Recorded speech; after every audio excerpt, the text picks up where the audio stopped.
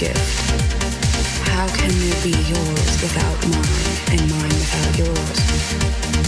In this ever-moving, infinite, beautiful, chaotic, dysfunctional dream.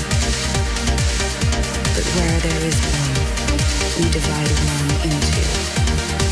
Divide the whole into yours and mine.